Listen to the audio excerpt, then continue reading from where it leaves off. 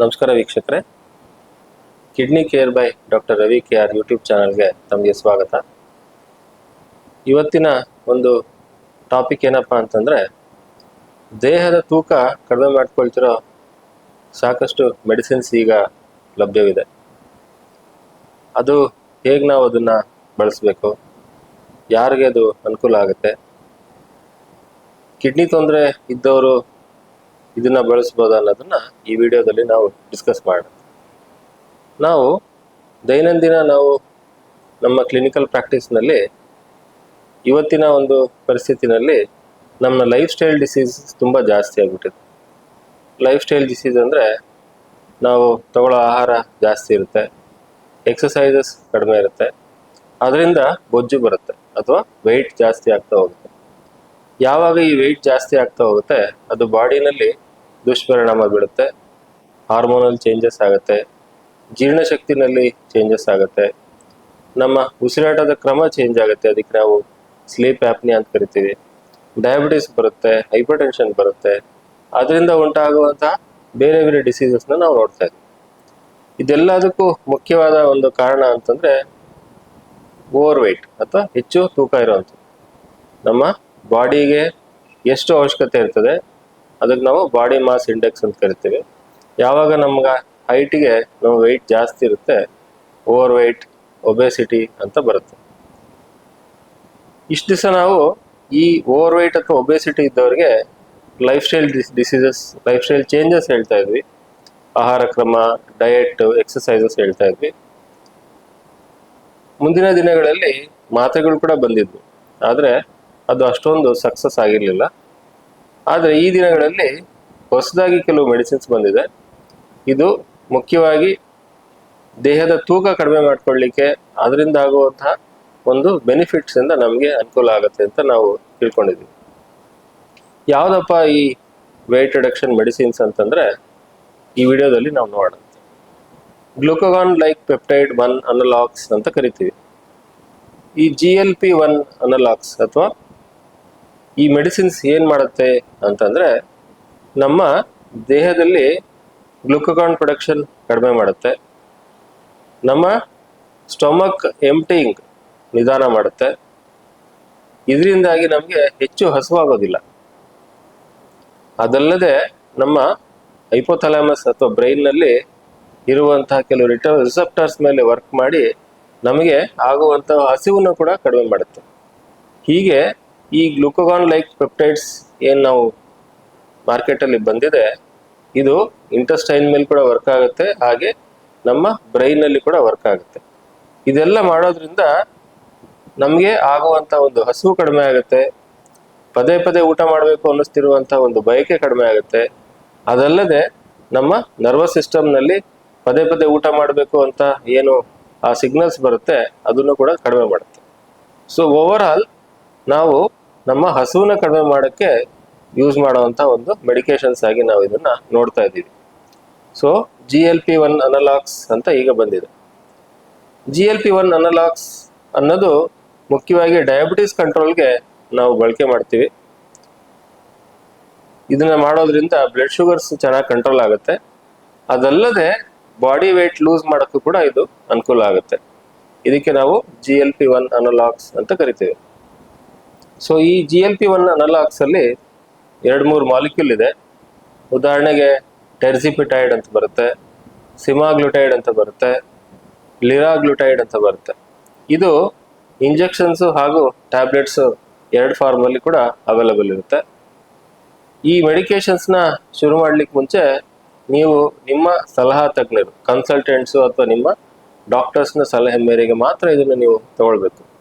ಯಾಕೆ ಅಂತಂದರೆ ಯಾವುದೇ ಮೆಡಿಸಿನ್ಸ್ಗೂ ಕೂಡ ಸೈಡ್ ಎಫೆಕ್ಟ್ಸ್ ಇದ್ದೇ ಇರುತ್ತೆ.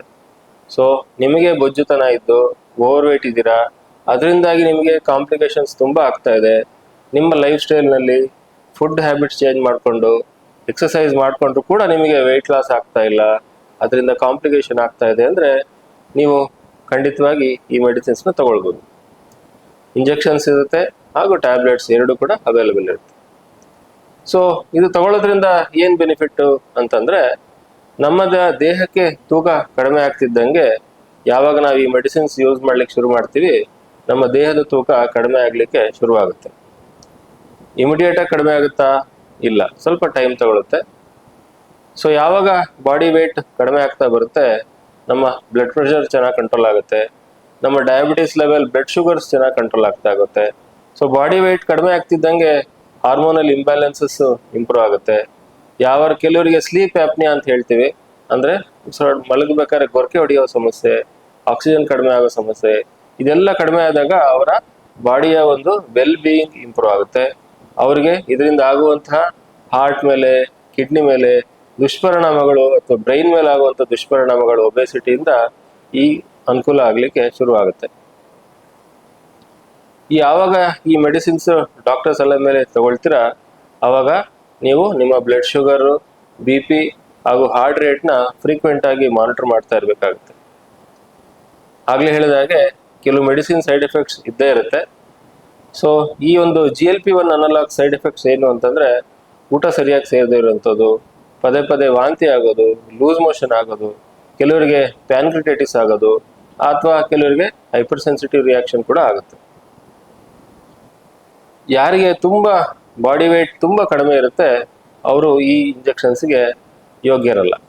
ಅಂದ್ರೆ ಅಂಡರ್ ವೇಟ್ ಇರೋವಂಥವ್ರು ಈ ಇಂಜೆಕ್ಷನ್ಸ್ನ ತಗೊಳ್ಬಾರ್ದು. ಅಥವಾ ಯಾರಿಗೆ ಥೈರಾಯ್ಡ್ ಸಂಬಂಧಪಟ್ಟಿದ್ದು ಅಥವಾ ಮಲ್ಟಿಪಲ್ ಎಂಡೋಕ್ರೈನ್ ನಿಯೋಪ್ಲೇಸಿಯಾ ಆ ಸಿಂಪ್ಟಮ್ಸ್ ಇರುತ್ತೆ ಅಥವಾ ಫ್ಯಾಮಿಲಿ ಹಿಸ್ಟ್ರಿ ಇರುತ್ತೆ, ಅವರು ಈ ಇಂಜೆಕ್ಷನ್ಸ್ನ ತಗೊಳ್ಬಾರ್ದು. ಸೊ ಈ ಇಂಜೆಕ್ಷನ್ಸ್ ನೀವು ಕನ್ಸಲ್ಟೆಂಟ್ ಅಥವಾ ನಿಮ್ಮ ಡಾಕ್ಟರ್ ಸಲಹೆ ಮೇರೆಗೆ ಶುರು ಮಾಡಿದ್ದೆ ಆದಲ್ಲಿ ಅದರ ಎಫೆಕ್ಟ್ ಬರಲಿಕ್ಕೆ 4 ರಿಂದ 6 ವಾರ ತಗೊಳುತ್ತೆ. ಕ್ರಮೇಣ ನಮ್ಮ ಅಪಟೈಟ್ ಕಡಿಮೆ ಆಗುತ್ತೆ, ಬಾಡಿ ವೇಟ್ ಕಡಿಮೆ ಆಗ್ತಾ ಬರುತ್ತೆ. ಕನಿಷ್ಠ 8 ರಿಂದ 10 kg ಒಂದು 3 ರಿಂದ 4 ತಿಂಗಳಲ್ಲಿ ನಾವು ವೇಟ್ ರಿಡಕ್ಷನ್ನ ಮಾಡ್ಕೊಳ್ಬೋದು. ಆದರೆ ಜ್ಞಾಪಕ ಇರಲಿ, ಈ ಇಂಜೆಕ್ಷನ್ಸ್ನ ತಗೊಳ್ಬೇಕಾದ್ರೆ ನಿಮ್ಮ ತಜ್ಞರು ಅಥವಾ ಕನ್ಸಲ್ಟೆಂಟ್ಗಳನ್ನ ಕರೆಕ್ಟಾಗಿ ತೋರಿಸಿ ಅವರ ಒಂದು ಫಾಲೋಅಪ್ನಲ್ಲಿ ಮಾತ್ರ ಇದನ್ನ ಇಂಜೆಕ್ಷನ್ಸ್ನ ನೀವು ತಗೊಳ್ಬೇಕಾಗುತ್ತೆ. ಯಾಕೆ ಇಂಪಾರ್ಟೆಂಟು ಈ ಇಂಜೆಕ್ಷನ್ಸ್ ಅಂದರೆ, ಯಾರಿಗೆ ಒಬೆಸಿಟಿ ರಿಲೇಟೆಡ್ ಪ್ರಾಬ್ಲಮ್ಸ್ ಇರುತ್ತೆ, ಉದಾಹರಣೆಗೆ ಕಿಡ್ನಿ ಡಿಸೀಸಲ್ಲಿ ಒಬೆಸಿಟಿಯಿಂದ ಹೈಪರ್ ಟೆನ್ಷನ್ ಬರುತ್ತೆ, ಡಯಾಬಿಟಿಸ್ ಕಂಟ್ರೋಲ್ ಇರೋದಿಲ್ಲ. ಸೊ ಈ ಮೆಡಿಸಿನ್ಸ್ ತಗೊಳ್ಳೋದ್ರಿಂದ ಕಿಡ್ನಿಗೂ ಕೂಡ ಒಳ್ಳೆ ಪರಿಣಾಮಗಳು ಕಾಣ್ಕೋಬಹುದು. BP ಶುಗರ್ ಕಂಟ್ರೋಲ್ ಆಗ್ತಿದ್ದಂಗೆ ನಮಗೆ ಪ್ರೋಟೀನ್ ಯೂರಿಯಾ ಅಥವಾ ಪ್ರೋಟೀನ್ ಲೀಕ್ ಏನಾಗ್ತಾ ಇರುತ್ತೆ ಅದು ಕಂಟ್ರೋಲಿಗೆ ಬರುತ್ತೆ. BP ಕಂಟ್ರೋಲ್ ಆಗ್ತಿದ್ದಂಗೆ ಕಿಡ್ನಿ ಪ್ರಾಬ್ಲಮ್ ಇಂಪ್ರೂವ್ಮೆಂಟ್ ಆಗುತ್ತೆ, ದೇಹದ ಒಂದು ವೆಲ್ ಬೀಯಿಂಗ್ ಇಂಪ್ರೂವ್ಮೆಂಟ್ ಆಗಲಿಕ್ಕೆ ಶುರುವಾಗುತ್ತೆ. ಸೊ ಇಷ್ಟೆಲ್ಲ ಬೆನಿಫಿಟ್ ಇರೋ ಈ ಮೆಡಿಸಿನ್ಸು ಕಿಡ್ನಿ ಪ್ರಾಬ್ಲಮ್ ಇದ್ದವ್ರಿಗೂ ಕೂಡ ತಗೊಳ್ಬೋದು. ಯಾರಿಗೆ ಒಬೆಸಿಟಿ ರಿಲೇಟೆಡ್ ಕಿಡ್ನಿ ಪ್ರಾಬ್ಲಮ್ಸ್ ಇರುತ್ತೆ ಅಥವಾ ಕಿಡ್ನಿ ಪ್ರಾಬ್ಲಮ್ ಜೊತೆಗೆ ಅವ್ರಿಗೆ ಒಬೆಸಿಟಿ ಇರುತ್ತೆ, ಅಂಥವ್ರಿಗೆ ಈ ಇಂಜೆಕ್ಷನ್ಸ್ ಒಳ್ಳೆ ಪರಿಣಾಮ ಬೀರುತ್ತೆ. ನೋಡಿದ್ರಲ್ಲ ವೀಕ್ಷಕರೇ, ಈ ಒಂದು ಒಬೆಸಿಟಿ ರಿಲೇಟೆಡ್ ನಮ್ಮ ಇಲ್ನೆಸ್ಗೆ ಇವತ್ತು ನಾವು ಒಂದು ಒಳ್ಳೆ ಮಾಲಿಕ್ಯೂಲ್ ಅಥವಾ ಮೆಡಿಸಿನ್ಸ್ ಅವೈಲೇಬಲ್ ಇದೆ. ಆದರೆ ಇದು ನಿಮ್ಮ ಕನ್ಸಲ್ಟೆಂಟ್ ಮುಖಾಂತರ, ಒಳ್ಳೆ ಡಾಕ್ಟರ್ನ ಮುಖಾಂತರ ನಿಮಗೆ ಇಂಜೆಕ್ಷನ್ ಸೆಟ್ ಆಗತ್ತೆ ಅನ್ನೋದನ್ನ ನೋಡಿ ಮಾತ್ರ ಈ ಮೆಡಿಸಿನ್ಸ್ನ ತಗೊಳ್ಬೇಕು. ಈ ಮಾಲಿಕ್ಯೂಲ್ ಮಾರ್ಕೆಟ್ ಆಗಿ ರೀಸೆಂಟ್ ಆಗಿ ಬಂದಿರೋದ್ರಿಂದ ಇದು ಸುಮಾರಷ್ಟು ಸ್ಟಡೀಸ್ನ ಮಾಡಿ ಈ ಮಾರ್ಕೆಟ್ನಲ್ಲಿ ರಿಲೀಸ್ ಮಾಡಿದ್ದಾರೆ. ನಾವು ಫ್ಲೋ ಟ್ರಯಲ್ ಅಂತ ಕರಿತೀವಿ. ಈ ಫ್ಲೋ ಟ್ರಯಲ್ ಅಲ್ಲಿ ಈ ಒಂದು GLP-1 ಅನಲಾಗ್ಸ್ ಹೇಗೆ ಬೆನಿಫಿಟ್ ಆಗುತ್ತೆ ಕಿಡ್ನಿ ಪೇಷಂಟ್ಗೆ ಅಥವಾ ಹಾರ್ಟ್ ಪೇಷಂಟ್ಗೆ ಅನ್ನೋದನ್ನ ಬಹಳಷ್ಟು ಟ್ರಯಲ್ಸ್ನಲ್ಲಿ ನಾವು ಒಳ್ಳೆ ಬೆನಿಫಿಟ್ನ ನಾವು ನೋಡಿದ್ದೇವೆ. ಸೊ ಈ ವೇಟ್ ರಿಡಕ್ಷನ್ ಇಂಜೆಕ್ಷನ್ ಅಥವಾ GLP-1 ಅನಲಾಗ್ಸ್ ಅಂತ ನಾವೇನು ಹೇಳ್ತೀವಿ, ಇದನ್ನ ಯಾರಿಗೆ ಸೂಕ್ತ ತಗೊಳ್ಬೇಕಾಗುತ್ತೆ ಅವರು ಸರಿಯಾಗಿ ತಗೊಳ್ಳೋದ್ರಿಂದ ಚೆನ್ನಾಗಿ, ಜೊತೆಗೆ ಬರೀ ಇಂಜೆಕ್ಷನ್ ತಗೊಳ್ಳೋದೇ ಸಾಕಾಗೋದಿಲ್ಲ, ಅದ್ರ ಜೊತೆಗೆ ಅವರು life style changes, exercise, diet ಮಾಡೋದ್ರಿಂದ ಉತ್ತಮವಾದ ಒಂದು ನಾವು ಫಲಿತಾಂಶವನ್ನು ನೋಡ್ಬೋದು. ಆರೋಗ್ಯನ ಇನ್ನೂ ಹೆಚ್ಚು ಇಂಪ್ರೂವ್ಮೆಂಟ್ ಮಾಡಲಿಕ್ಕೆ ಅವಕಾಶ ಸಿಗುತ್ತೆ. ನಾವು ಪೇಷಂಟ್ ನೋಡ್ತಾ ಇರ್ಬೇಕಾದ್ರೆ ಎಲ್ಲದಕ್ಕೂ ಒಂದು ಮಾತ್ರೆ ಬರೀರಿ ಅಂತ ಪೇಷಂಟ್ ಎಕ್ಸ್ಪೆಕ್ಟ್ ಮಾಡ್ತಾರೆ. ಬಹಳಷ್ಟು ದಿವಸಗಳಿಂದ ನಮ್ಮ ಪೇಷಂಟ್ ಕೇಳ್ತಾರೆ, ದಪ್ಪ ಇದ್ದವರು ಡಾಕ್ಟರ್ ಇದಕ್ಕೊಂದು ಮಾತ್ರೆ ಬರಲ್ವಾ ಅಂತ. ಖಂಡಿತವಾಗ್ಲೂ ಲಭ್ಯವಿದೆ. ಆದರೆ ನಿಮ್ಮ ತಜ್ಞರೊಂದಿಗೆ ಚರ್ಚೆ ಮಾಡಿ ಈ ಒಂದು ಮೆಡಿಕೇಶನ್ ತಗೊಳ್ಳೋದ್ರಿಂದ ನಿಮ್ಮ ಆರೋಗ್ಯ ಇನ್ನೂ ಇಂಪ್ರೂವ್ಮೆಂಟ್ ಆಗೋಕ್ಕೆ ಸಾಧ್ಯ ಆಗುತ್ತೆ. ನಮಸ್ಕಾರ.